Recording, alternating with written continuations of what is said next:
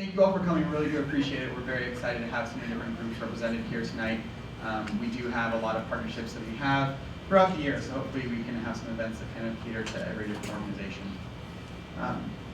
Moving into our next topic, we actually are going to hear from a Google engineer.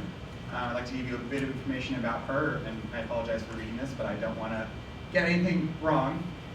So our speaker is Fernanda Viegas. She's a computational designer whose work focuses on the social, collaborative, and artistic aspects of information visualization.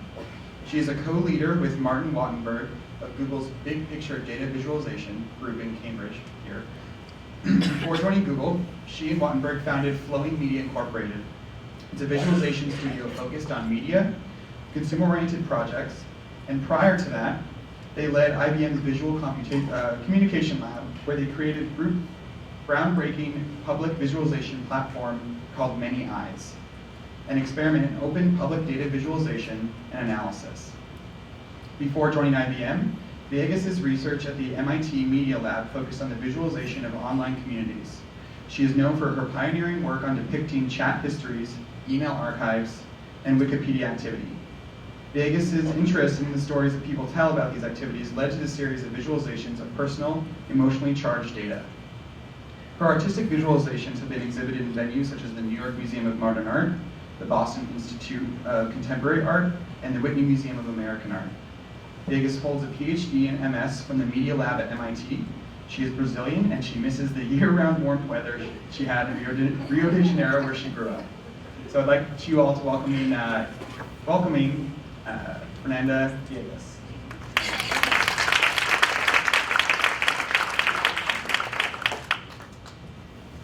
Okay, let's hope it works. I have a lot of live demos, so there's a lot of opportunity for things to go wrong here tonight.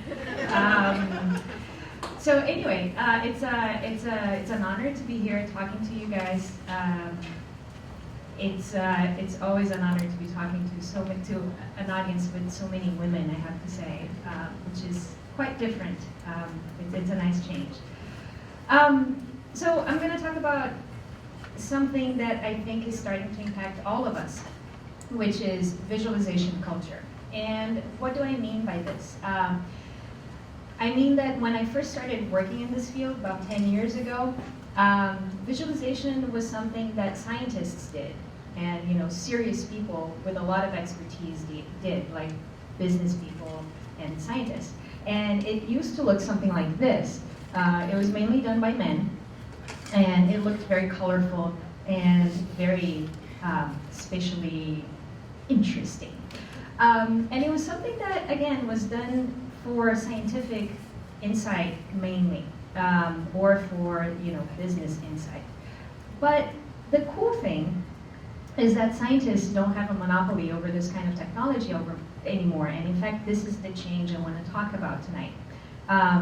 Artists, for instance, are starting to use this technology in very interesting ways. So what I'm showing you here is actually something that is not new. This piece is an art piece back from the 90s. It's by an artist named Jason Sullivan, and it's called Homes for Sale. What he did here is he collected 100 pictures of homes for sale in 6 different cities in the US. So you have Seattle at the top left here and Miami at the bottom right. And then he superimposed all of these pictures and averaged the color of each pixel, okay? And so what you end up with are these ghostly images. You don't see any individual house, but you see something of the overall median house for sale in that city. So you can see that at the top there on the left, Seattle is awash in a sea of grays.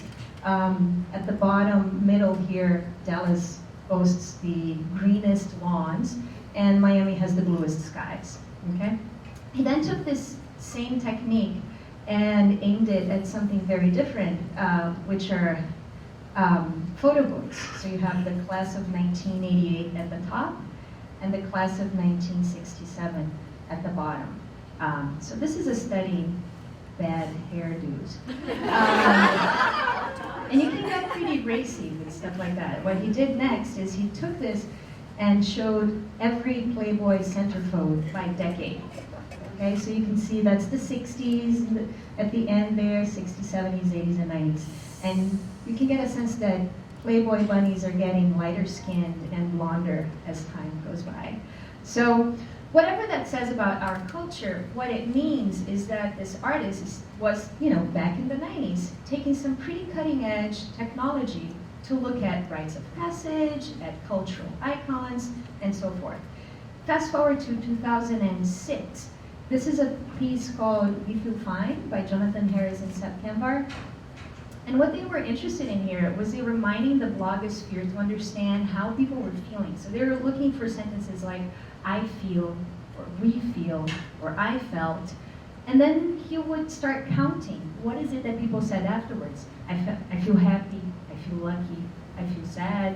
And then he started visualizing and even breaking it down by demographics. So those are like women in their 20s in cold places. And this is what they're feeling like right now.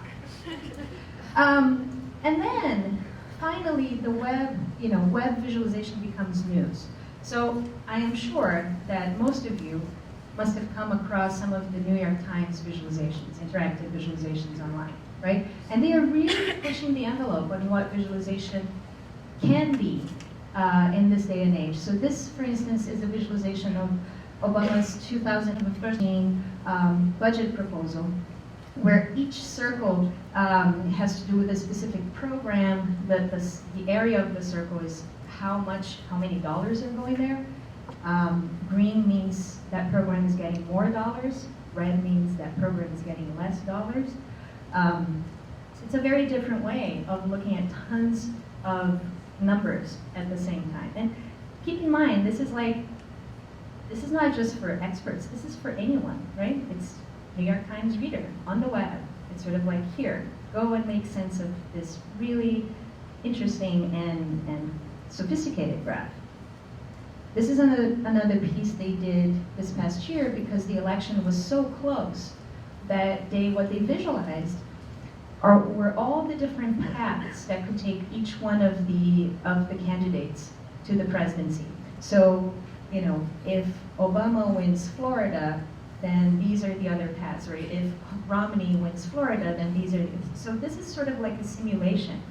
I remember hearing friends who were on election night were sort of sitting in front of this visualization, playing with it back and forth to try to understand, oh my God, okay, so if this other state goes to Romney, what happens next? Or if this other state goes to Obama, what happens next? So this is really just a simulation of a whole bunch of different scenarios that could happen.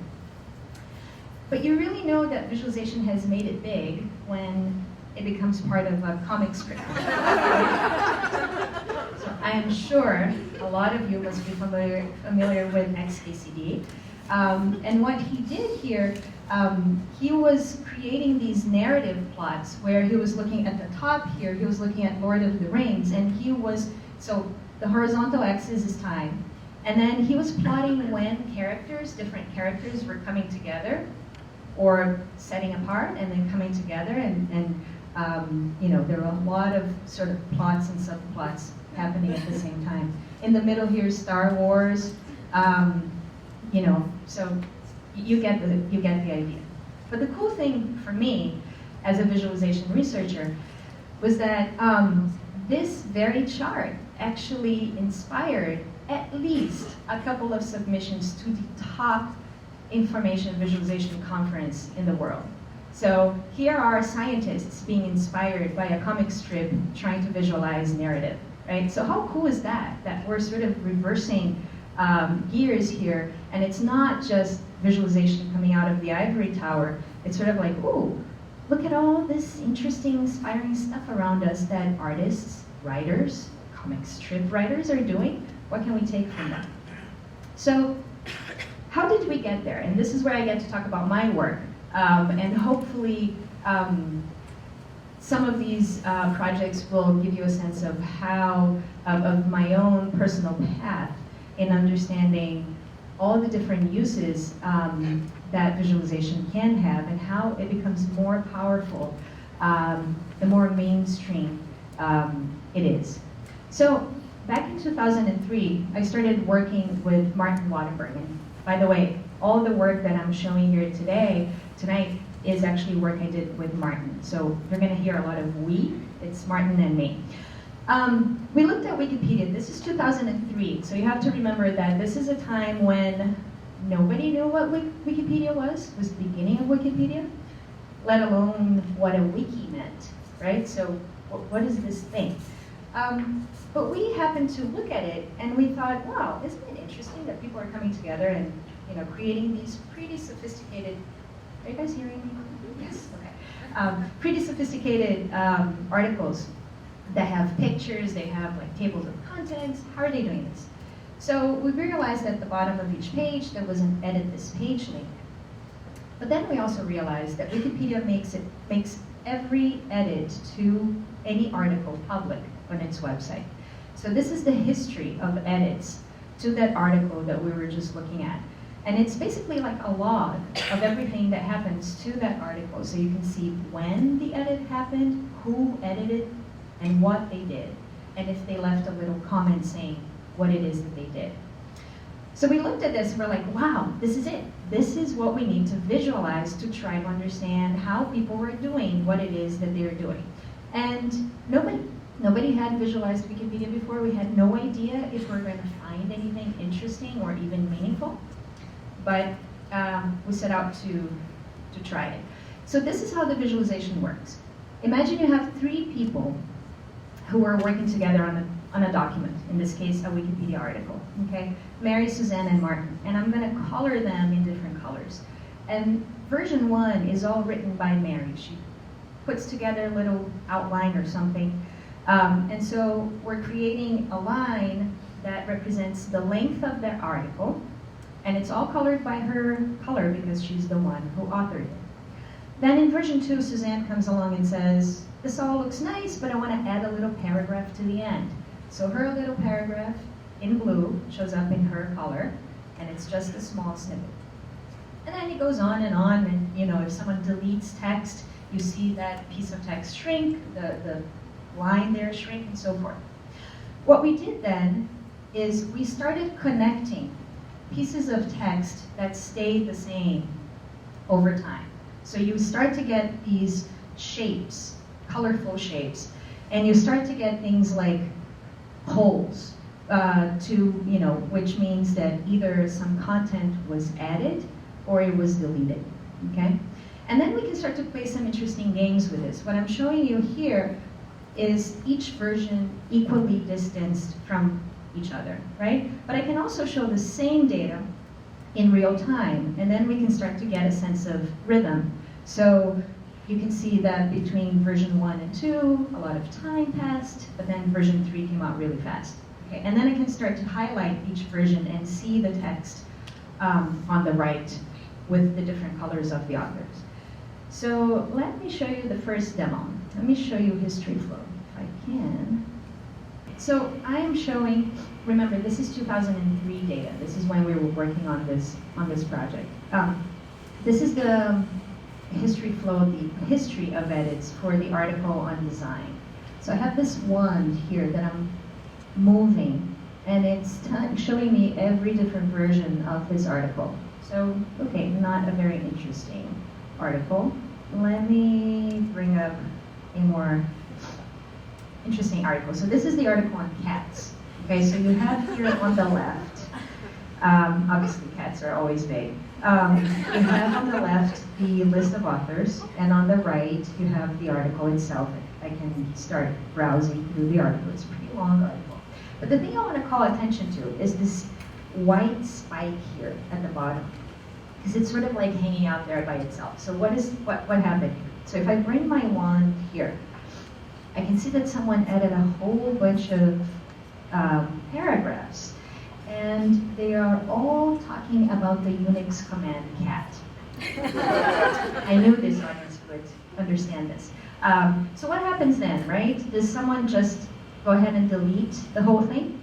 So if I look at the next version, I see that no, instead of just deleting, they created a new page called Cat Unix and redirected that entire piece of content there. Right? So this is some of the dynamics that we started uncovering, is how do you negotiate what piece of content fits or doesn't fit within a given article. So now let me show you the article on abortion. So does anything strike you as different or weird here? What? Somebody's saying it's been deleted. Exactly. So these black gashes here are mass deletions. This is a huge article, as you can imagine, on abortion. It's beautifully written. And then someone comes and deletes the whole thing. It gets restored, and then someone over here deletes it and says, abortion is great. And then they come back and they say, abortion is good. And then it gets fixed. So, okay, so we knew there was vandalism in Wikipedia. It's interesting to actually see it. But the cool thing, the interesting thing to us is that when I highlight this deleted version, at the very bottom, there's a timestamp. And it says that the deletion happened on the 17th of December at 4:06, okay? And then if I look at when it got fixed, it's the same day at 4:07. It's a minute later. And we're like, how are these guys doing this? And this is something we started seeing in a bunch of pages. It's just like 1 minute, 2 minutes later, it would get fixed. We're like, how are you guys doing this? So we talked to Wikipedians, and they told us about something called a watch list, which is, whenever you edit an article, you can sign up to watch it. And whenever that article gets touched, you get a notification that says, your article is touched. And then we're like, oh, okay, so do you watch like 1 or 2 articles? They're like, oh no, we watch hundreds of them, sometimes thousands. I'm like, how? Okay, rewind again, how are you doing this? And so they explained that, a whole community will watch sometimes a single page. And then the other strategy is, when you get the notification, if you recognize the name of the person who edited, and you trust them, you sort of don't even bother looking at it. But if it's an unknown IP address or a new user, you might want to go check and make sure that you're doing the right thing. In fact, if I show you the same data spaced out by real time, those things were so fast that you don't even see the gashes anymore, right? And then the last page I want to show you for Wikipedia is one of my favorites. It's chocolate. So it's very pink, but other than that, not very interesting. Except that when I space it out by versions, I get this interesting pattern, right? The zigzag. And I always say that when I saw that, I was like, I want a scarf that looks like this. But does anyone have any idea of what the zigzag might mean? Is this an argument? Someone deletes, someone adds back? Exactly. It's an edit war, right? Someone puts something and gets deleted, and gets put back and gets deleted. I can show you what it is. So at the back here, this little piece of white text was inserted, and it's this small paragraph that says, extremely rarely, melted chocolate has been used to make a kind of surrealist sculpture called collage. So that piece survives for a long time, right? Until, and it was put by someone called Daniel C. Boyer. Until someone here says, removing Boyer invention. Well, Daniel comes back and says, reverting, collage is not a Boyer invention. Someone says, Google search for chocolate collage finds only Boyer. Reverting, leave your humbug out. Reverting, and so forth and so forth. Until Daniel C. Boyer sort of gives up, which is really bad because Martin and I did a search afterwards, and chocolate collage does exist. The other thing we did is to get rid of all the author information. So not have colors by author, but just get the text darker the older it got. Okay, so why are we doing this? Well, we're doing this because in a place like Wikipedia, old, untouched text could be a proxy for quality, for high quality text that the community doesn't feel needs to be edited. And if I scroll down this article, you can see that there's quite a lot of dark text there that people are working around. So it was really nice to see this. So what happened with this? We did this visualization, we started to see these patterns. And we wanted to know if things like the very, very fast fixing of mass deletions, how generalizable that was. So given that we were seeing these patterns, what we did then is we downloaded all of Wikipedia and ran a statistical analysis to understand how fast, on average, those fixes were happening. And they were happening within a couple of minutes for the entire site. So that was average, which was really interesting to see. So now, let's go back. Yes, yes, okay.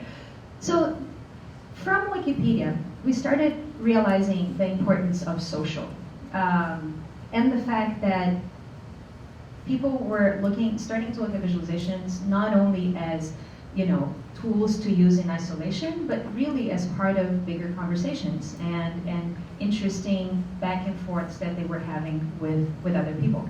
So we thought, how can we design an environment where communication is part of visualization from the ground up? And that's what Many Eyes is. So Many Eyes was launched in 2007, and it was, it's still running. It's a site, it's a public, free site where anyone can upload data, visualize that data, and share those visualizations with others. So let me see if I can actually, I'm gonna have to do a little back and forth here, maybe.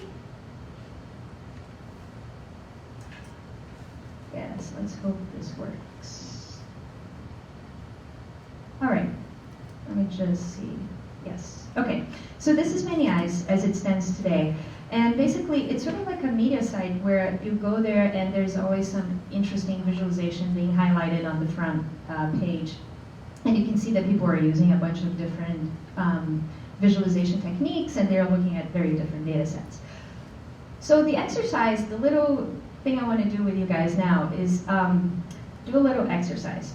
I'm about to show you a map, a world map of alcohol consumption per capita, per country, okay? So when I do this, what country do you think is going to be the champion? What country do you think is going to be the one with the highest alcohol consumption in the world? Russia. Okay, Russia. Any other guesses?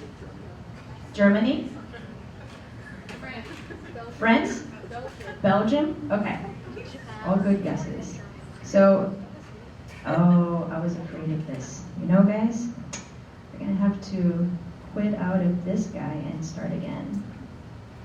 So, isn't that fun?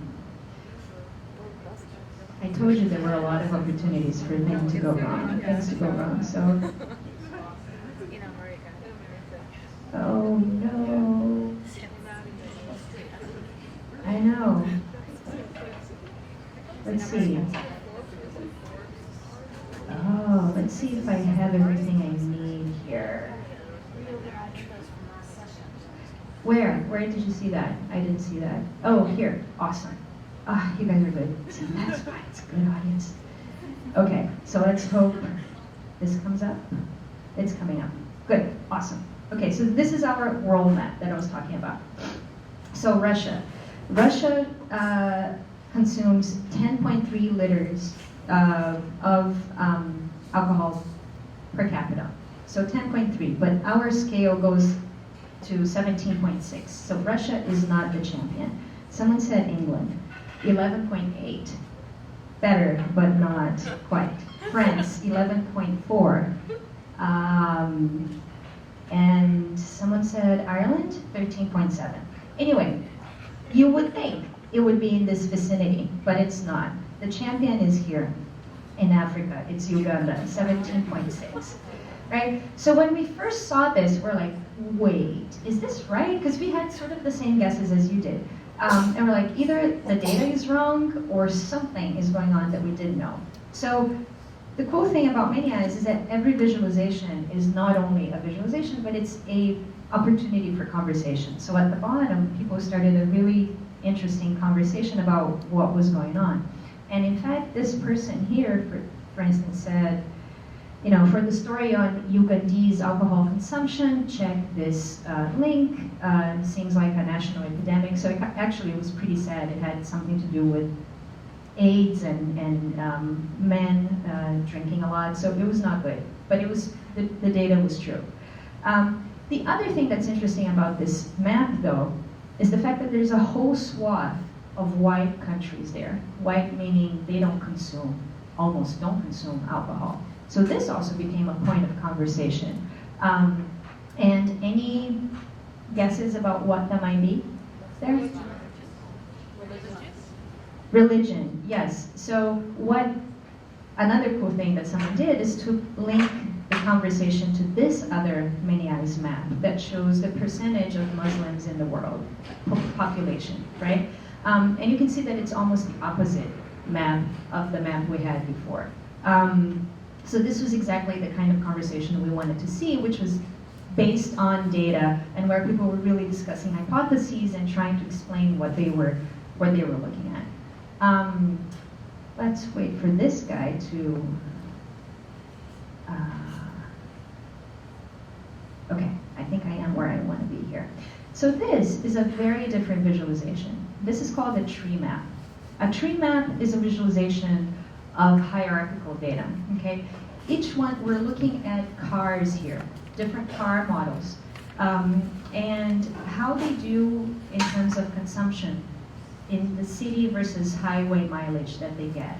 Each one of these little rectangles here is a car model. So this one is an Audi, this one is a Mercedes-Benz, this one is a BMW, this one's Kia, Optima, and so forth. The color of the rectangle has to do with how well they do in the highway versus city. So the better they do the difference between highway mileage and city mileage, the bluer they are, which would make sense. So it makes sense that most of these cars are blue, right? Except that we have very orange ones. This means that these cars are doing much better in the city than they are on the highway. So I can start highlighting these. And okay, so this is a Toyota Prius. This is an Escape hybrid. This is a Mariner hybrid. You start to get a sense of what the pattern is. But I can also start changing the hierarchy of the way I'm grouping things. Right now I'm grouping cars by their class. Mid-sized cars are here, compact cars are here. If I change this and I do by manufacturer, I can see that Toyota has a lot of oranges, Lexus has a couple. But then if I bring up transmission as the grouping principle, I can see that all of a sudden all my outliers are here, right? So this is interesting because it tells me that not only are we talking about hybrid cars, we're talking about hybrid cars with a specific kind of transmission, and those are the ones who do much, much better in the city versus on the highway. And that was another kind of data set that was unexpected. But then, imagine this. This is a public website. People are uploading on whatever data they want to upload to visualize, right? Everything here is public, so we say that very clearly. One of the nice things were these surprises that we would get. So for instance, someone used the same exact technique, which is quite sophisticated, to visualize their wedding, okay? So this is a tree map of someone's wedding, where each rectangle is a guest. So all the guests who said, yes, we're coming, are sort of this, warm color here. And all the guests that said no are here in the greenish color. People who said maybe, people who said drinks only. So it's a very sophisticated kind of wedding list. And then you have all these hierarchy at the top. So if I bring up detail category, I can see, these are aunts and uncles, these are the parents' friends, these are the cousins, these are the bride's friends, and so forth. I mean, this is really serious. And if I bring up country, I can see that it's US and UK, so it's an inter-husband wedding. How interesting, there are people coming from Italy, Austria, Ireland. And then my favorite one, which is if I bring up age, all the way to the top, I have young and old. I have no idea what the threshold is and why there aren't any people in the middle, but you are either young or you're old in this wedding. But the cool thing is that here's someone who's looking at their personal data, quite personal. They are using a pretty sophisticated visualization technique. And they did it so well that I have no idea who they are. This is all anonymous data. It's very personal, but it's very anonymous. I have no idea who these people are, which is perfect for something like Many Eyes. The other thing we saw as soon as we launched Many Eyes was that we had a dozen different kinds of visualization techniques, and they were all aimed at visualizing numbers. But as soon as we launched the site, we saw people uploading text. They wanted to visualize text. So what we did is, right away we did a word cloud, which is what everybody does. But we wanted to do more than that. The problem with word clouds is that they only show frequency and they decontextualize everything. Okay, so this word happens a lot. Is it good or bad? What's happening with this word? So we wanted to show frequency, but in context. So we created something called the word tree. So this is what the word tree looks like. We're looking at the entire King James Bible here as a tree. And what you do is you search for things. So here I searched for "and God," okay? And the word tree shows me everything that comes in the Bible comes after that phrase, "and God." So I can say, "and God said," "and God saw," "and God made," "blessed," "spake," "hath." And then I can start looking further. I can say, well, what did God say? Oh, he said, "Let there be light, let there be a firmament," and so forth. And I can start very quickly interacting with this big corpus of text. So what did God see? And I very quickly get to specific verses of the Bible. I can also play games such as, okay, let me put a question mark, and let me put the question mark at the end. So I have all the questions in the Bible at once. And I can say, oh, what are questions being asked of me? What are things being done unto me? And so forth. And you can, let me go back. And you can just play with this and search for, oops, let me go up. How are we? Oh, no. You can just play with the text and see both macro patterns and micro patterns also. And again, I want to contrast this very serious piece of text with another data source that someone put up, which was this one. These are personals ads by males who say, "I'm married."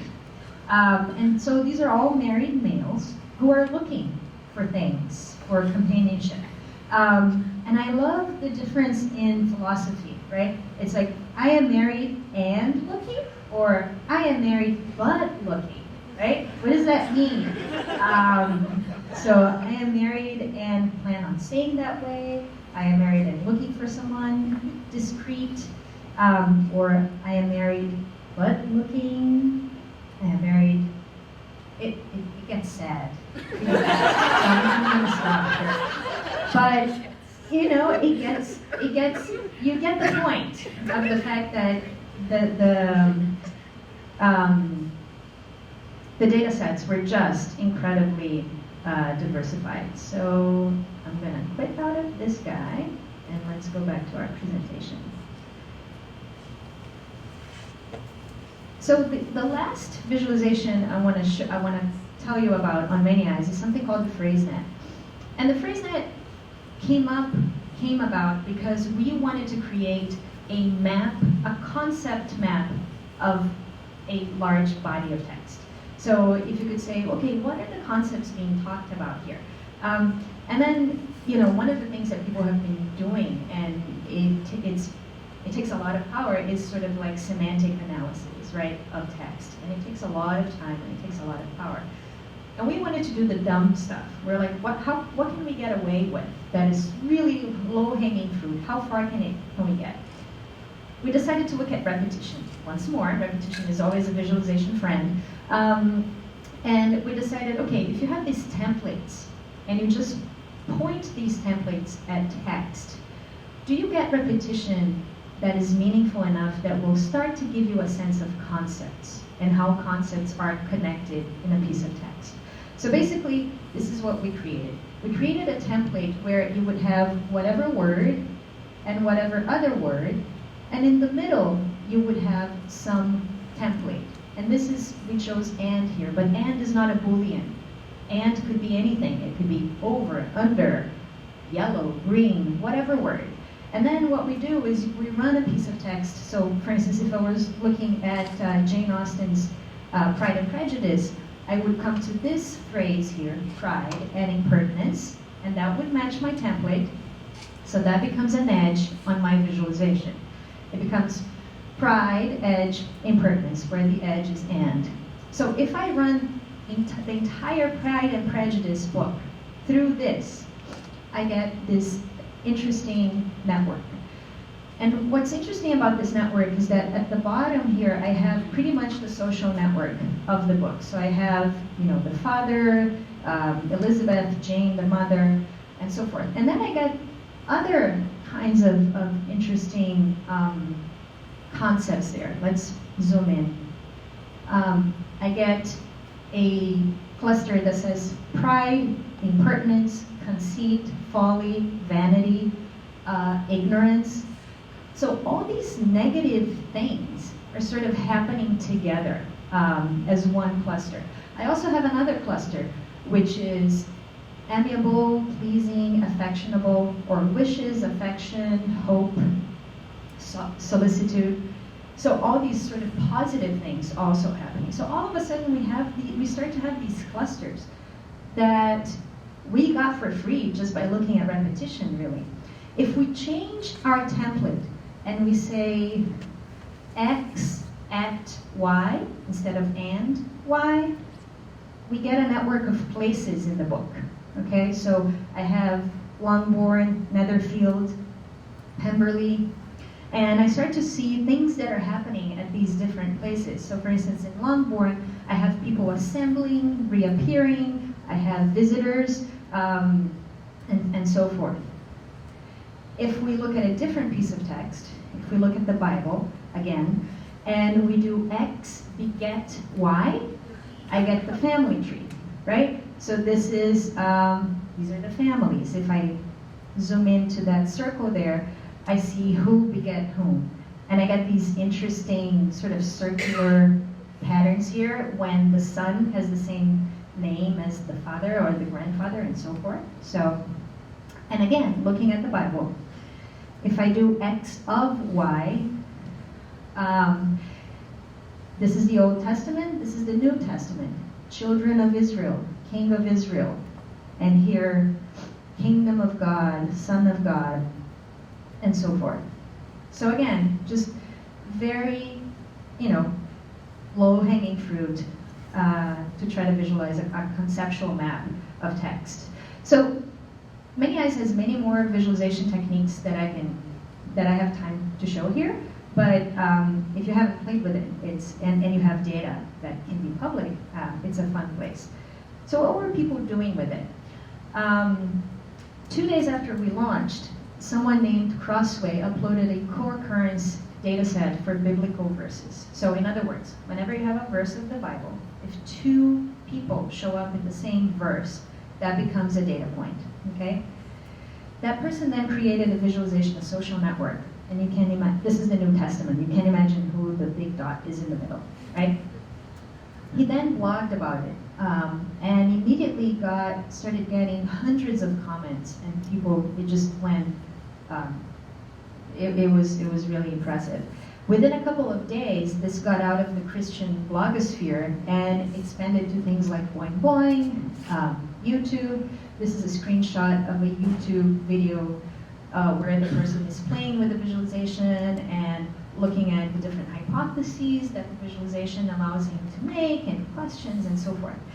And then the other thing is that in turn, people started seeing these visualizations and they started uploading their own data sets, their own biblical data sets to Many Eyes, creating visualizations, and then going back to the conversation that they were having with their community before. And this is something that we could only dream of happening when we launched Many Eyes, right? Which is, you have a community that has data that's interesting to them, and they use that data to create visualizations and charge the conversation that they want to have. Even though we designed Many Eyes for lay users, there's no database, there's no, the technical parts are very, very simple. You just copy and paste your data. That's about it. We got scientists using Many Eyes, a lot of them. So this is, for instance, this is a historian who was looking at the Canadian Parliament and created a bunch of different visualizations and then wrote to us. He was finishing his PhD and he wrote to us and said, I just found out new things about my data set. Can I talk about this in my thesis? We're like, yeah, of course, score for you.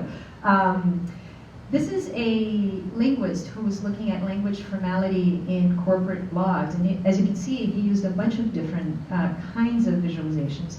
And then he would create these visualizations, go back to his blog. This was during his master's, and talk about it, and then the rest of the community would chime in. This is a geneticist who was looking at microarray data, and he created maybe hundreds of these. We thought they all looked beautiful. We have no idea what they mean. And then he wrote to us and said, I just found out something really interesting. I want to publish a paper. Can I show the visualizations? We're like, yes, of course. This is why we built Many Eyes, for people to use it. And as long as you credit Many Eyes, that's cool. So really this interesting and unintuitive thing where here we were designing for the regular person, thinking scientists have access to tools like this. And yet we had a lot of interest from experts and scientists. So going from a place that was designed to, I have 5 minutes, okay, very quickly. I'm going to talk about ripples, Google Plus ripples. So this is a visualization where we created a visualization inside a product. So this is the idea where you actually have to go outside the place where you are having your conversation to look at visualization. So the question here is, how do things flow and get shared on Google Plus? Google Plus being obviously the social network that Google launched. And so this is the sharing tree for an ad that Volkswagen did for the Super Bowl last year. It was something called the Bark Side. It was a video. It was all of these little dogs barking the Star Wars theme song. So it went viral. So what's happening here, Volkswagen posted this on Google Plus, and then we create edges whenever any of the followers from Volkswagen reshares that link with someone. But this doesn't look very viral to me because it's not very big. But this is the action around Volkswagen. Other people saw this video and were resharing this video outside of Volkswagen, right? So this is what the entire sharing graph actually looks like. So let's take a look at this. Let me see if I can get this really quickly. Yes.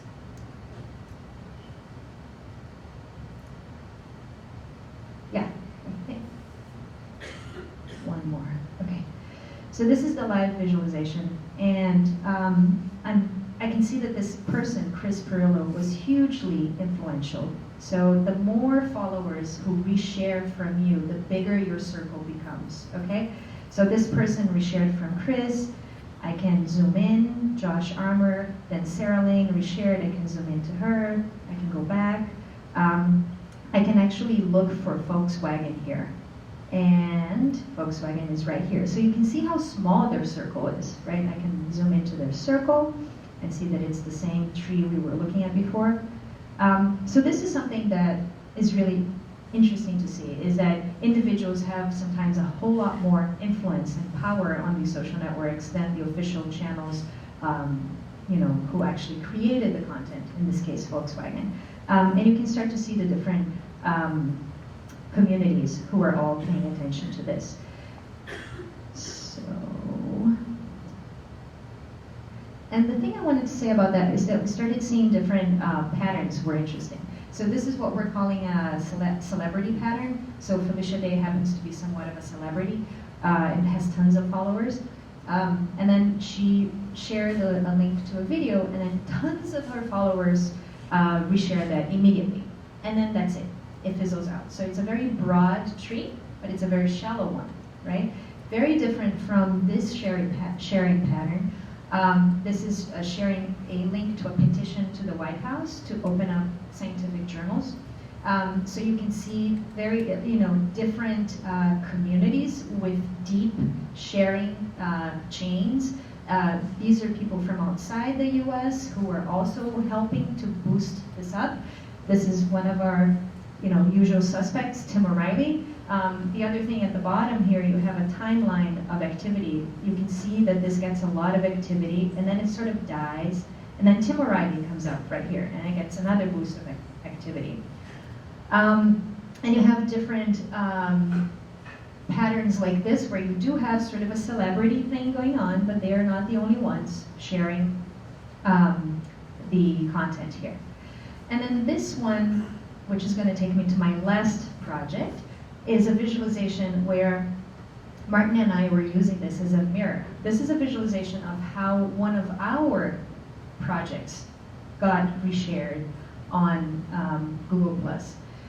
This was a visualization we did of wind. It was a map of the wind in the US, and the cool thing for us was that we started seeing, so I'm just a little dot here. I have no impact or influence or whatever. But these other people have tons of influence in resharing our content. And this is a very high up executive at Google. This is a mathematician. This is an author. There's someone else here who's from the New York Times. So we started seeing all of these different communities who were paying attention at this visualization, and people we had no idea liked visualization. So it's really nice to be able to see how your own content sort of does. So to finish off, I want to show one last project. And this is the wind map. So the wind map, let's see how it does. So this is the wind right now in the US. And we can actually zoom in to Boston and see how we're doing. We're actually doing really well. The wind is pretty low, 2.4 or so around our area. But the thing I want to show you is that you might look at this and be like, oh, what's so interesting about this is how we got there. You would think that visualizing something like the wind would be pretty straightforward, but it's not. So I'm going to show you how we actually do stuff and how crazy it gets. So we got the data from the wind, and we decided we were like, how are we going to visualize this? So this is actually just a vector field of the wind around the world. Looks horrible. That's the purpose. We're going to do something just horrible in the beginning, just to remind ourselves we don't want anything that looks like this. Then we thought, oh, we know what we're going to do. Wind is nothing more than particles floating around. It's just the air floating around. So let's show it as a particle field, as just particles. And this is what we get when we show particles, the wind as particles. So this is the world. Can you see the pattern? I can't. It looks just like a bunch of little ants. So we decided, what? Particles don't work? What is that supposed to mean? Maybe if we have a very specific shape that we are all familiar with. So say the US, and we do particles on the US. Maybe that will work. And so we tried that next. So this is better, right? You can see the US, but if I ask you, what part of the US has the fastest wind or the slower wind? Can you guess that? No, right? Isn't that amazing that particles just don't do it? How is that possible? So we're like, okay, we're thinking about this in the completely different, this is just wrong. We don't need movement, or we need color. We're like, let's do something where we do areas that are very, very colorful, and they just flow in the way that the wind is going, and they just take the speed of the wind with them.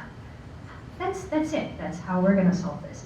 So we went with the colored areas and decided to flow them. The wind, exactly, right? So it sort of just melts your eyes and you don't get anything meaningful. But that's the challenge with data visualization, is that nothing is obvious. So then we decided, okay, the idea that actually worked, we're gonna go back to our particles, even though they seemed horrible. And what we're gonna do is we're gonna add some transparency to them so that they leave traces as they move along.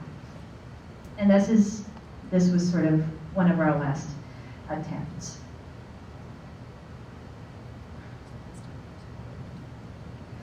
So by doing that, we start to see stuff, right? We start to see patterns, and this is not what the wind map, it's not exactly the wind map, but it's pretty close. By then, we're like, okay, we have something. We just need to polish it up. And so that's what we did. And so the wind map shows the wind live, always. And then the cool thing is that we also have this gallery that shows you how different things can look from one day to another. So this is actually Hurricane Isaac.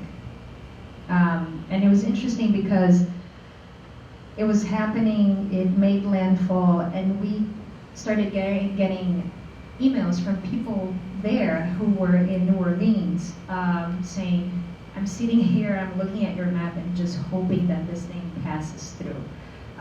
And we didn't really, it felt, we're like, we're right there with you. But it wasn't until we got this guy here that we really understood what it feels like to be in the path of something. So this is Sandy. This is after it had become a tropical storm. It wasn't a hurricane anymore.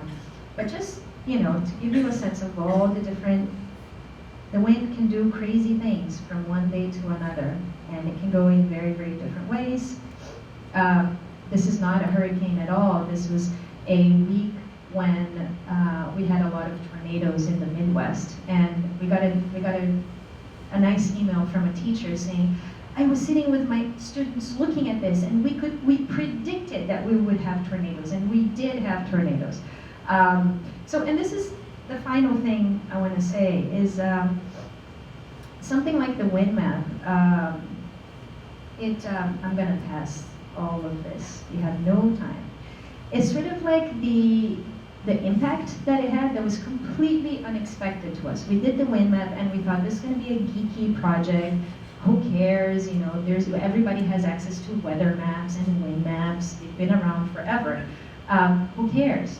It turns out a lot of people care. So this is the project that we've got most email, tons of email to this day. So like bird watchers love to look at this. We got email from a community of butterfly watchers who were using the wind map to help track migration. Professionals. This is actually a professional meteorologist. You know, we have someone who said, I've been working with this data professional for 28 years, and your visualization gave me a new intuition for the data. And then we have tons of pilots, surfers, sailors, you name it, who write to us. And pilots are writing to us, and we're thinking, please don't use the wind map. Please. It's like, you know, it's an art piece. We visualize surface wind data, so that's from the bottom to like 10 meters. You don't want to be looking at this. And we got such a response. We got response from firefighters of wildfires, and we had to add a disclaimer. It was the first project we ever had to add a disclaimer saying, please do not use the map or its data to fly planes, sailboat, or fight wildfires. And we got an email even after that saying, please respect the power of the visualization. Okay, so I was like, all right, but just saying, not official. But anyway, that's the thought I wanna leave you with tonight is the fact that we are in a new moment. We are in a new and I think very exciting moment where data is not only something that the government has, it's something that we are dealing with every day, and it's becoming part of our stories. We don't be part of how we tell our stories. It's becoming part of how we understand the world.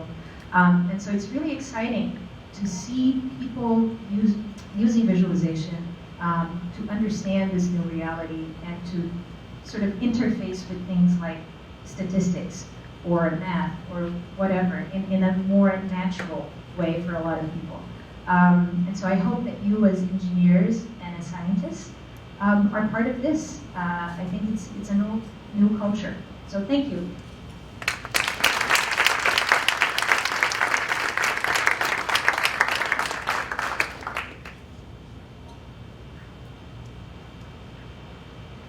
So we do have a few minutes if anyone has any questions for Fernanda.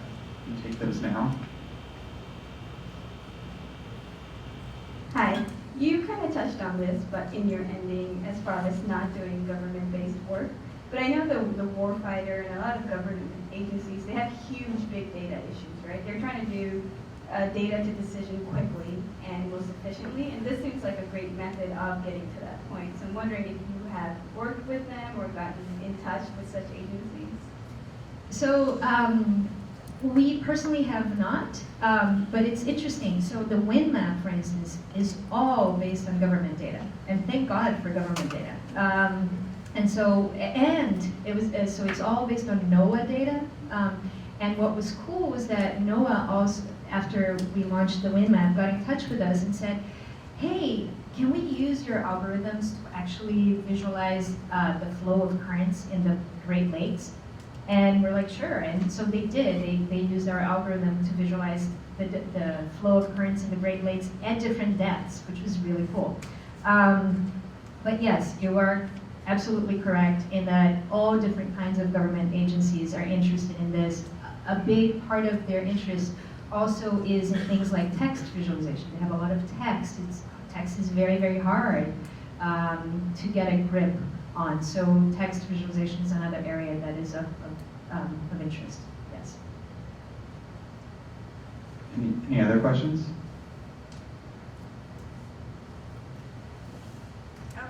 I was just wondering if is Google Ripple an in-house term, or can we No, use it? Google Ripples is available on Google Plus. So all you do is, let me see if I have it open here. Whenever you are in your stream, this is my stream, and you see something that has been shared, so this for instance has been shared, you go to the menu here on the post and you say view ripples of that thing. This ripple is going to be very small because it's only 11 things that got shared. But it's a public, oh. Where is it doing? Anyway, it should, I'm having trouble, but that's, it what? Did it go somewhere else that I'm not seeing? I don't know. Anyway, just, go to any public post. It only shows public posts. So even if you're sharing a lot of things, privately, we don't show any of that. Probably only been shared 11 times that specifically, but the ripple itself is showing the whole thing. It's just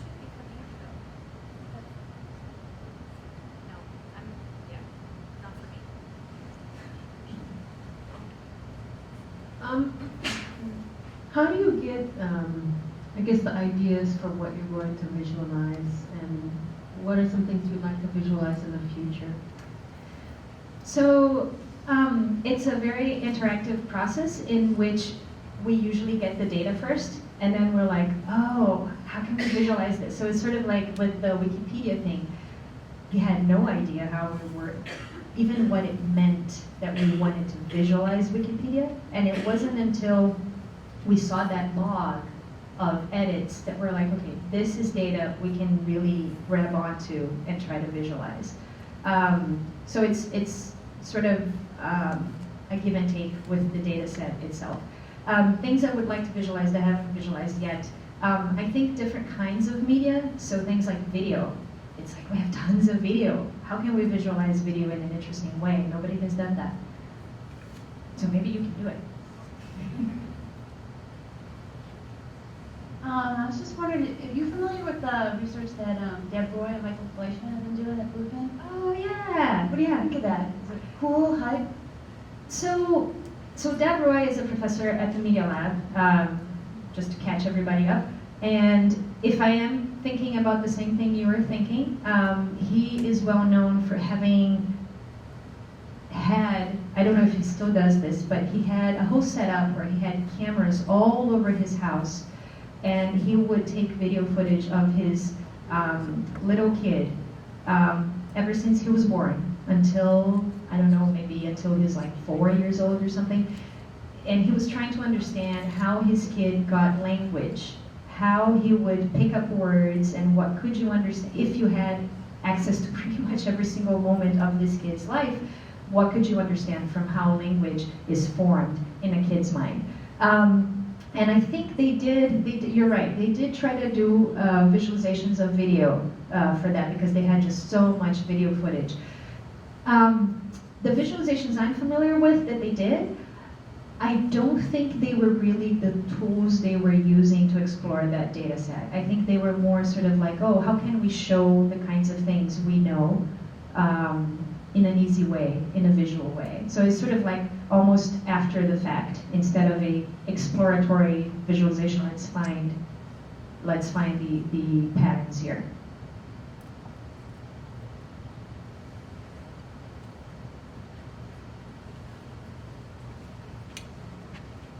So some of these visualizations that you're showing are pretty complicated and have a lot of, they're kind of unusual, not things that people would have seen before. I'm just wondering how do you determine what, which visualizations are going to make sense to people? Do you do a lot of feasibility testing? What kind of process do you go through with that?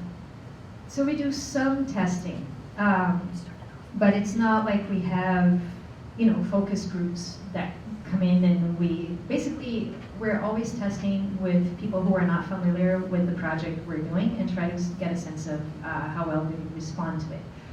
Having said that, there are two things that I think are interesting about that question specifically. One is, a lot of times I found out we tend to underestimate users in the following sense. When we launched Many Eyes, for instance, we knew that we wanted to have all of the visualization techniques, all the graphs and charts that people are very used to from things like Excel. So like we wanted to have a bar chart, a line chart, a pie chart, a scatter plot, things of that nature. And then we were like, ooh, should we have a tree map, which was the thing I was showing you. I don't know, tree maps come from academia, nobody really uses them, nobody really understands them. But we're like, oh, what the heck, let's put a tree map there, and if people don't understand it, they won't use it. And then we saw it being used over and over again. So that was really interesting and unexpected. The other thing is, when you look at things like the New York Times, where they are pushing the limit and they are showing things that are very sophisticated, I think it's sort of it's the kind of thing where I think visual literacy is going up. Not necessarily because we are having traditional classes in what does it mean to use this technique or this other technique, and that's a whole other thing. I think we should have more of that in regular education. But because we're starting to be surrounded by these things, you're just exposed to them all the time. And not only that, they're fun to play with, right? They do things. You click on things, things happen. Oh, interesting. How does this one work? So maybe you get people that way too, by how appealing it is. Nothing I'm saying here is to say user studies are of no interest. They definitely are, and we always try our things with people, but it's not like we have a random sample of people, that we have a really strict methodology. We basically just try it out. And the last thing I want to say about that is that you always know when you have a hit, when you hit the sweet spot for a visualization, it's when you give it to a friend of yours or to anyone, and they just can't stop playing with it. Like, oh, what about this? Oh, what about, oh. You're like, okay, I'm done. My work here's done. Okay, next. So it sort of speaks for itself a lot of times. I think we've got time for about 2 more questions. So in a couple of answers, you mentioned either getting access to the data and then playing with it and seeing what visualization looks best and putting things out there and letting users toy with it. Do you see visualization as more of a young science or an advanced art? I think it's a mix of those things. I think it's definitely a young science, you know, in the sense that a lot of the techniques come from academia, and in the sense that when it first started, visualization was something they could really only do in very expensive machines that universities and industry labs had access to. So it sort of, historically, could only happen in these places. So it was very scientific. But more and more, you don't need anything special to do visualization. You know, visualization on the web is something that exists today, and just about anyone can do it. So in that sense, I think it's a youngish science, but it's becoming less of a science. At the same time, you have things like scientific visualization in which you need like volume rendering and 3D techniques, and those continue to be still quite sophisticated and resource consuming enough that you have to have a little bit more infrastructure. But to me, the interesting thing is that these two worlds are coming together. It's the scientists doing their things and their explorations, but really also the artists, the journalists, the authors, using these techniques in a completely different and interesting, refreshing way. So to me, I think it's a little bit of both. So my question is a little bit out of curiosity. So I'm wondering if you have a chance to start from scratch. What would you do differently? You actually talked about the ideas became popular really quickly. So what would you do different if you start from scratch? Oh, you're saying if I start from scratch today? Yeah, like developing this ideas. I think I would have all of my projects online and publicly available to people to use. So things like the project I started with, History Flow, that I showed here, was something that was done in a lab, and it was done as a tool for me and Martin, really. We were looking at Wikipedia, you know. And it wasn't until much that people started writing to us and saying, wait a second, you know, I am doing code source revisions. Like, I want to look at my code and the code that I work with my colleagues. Can you share this technique? Or I'm working in this other project, or I'm looking at how bills in Congress get edited. Can you share this technique? So all of a sudden, it started to dawn on us that these things need to get out of labs. They need to be available on the web. They need to be, you know, freely available for a bunch of different communities. So I think that would be one thing I would have done differently. And then taken more statistics classes. I think would have helped too. Great, I think that's all we have time for. Can you all join me in thanking Fernanda for coming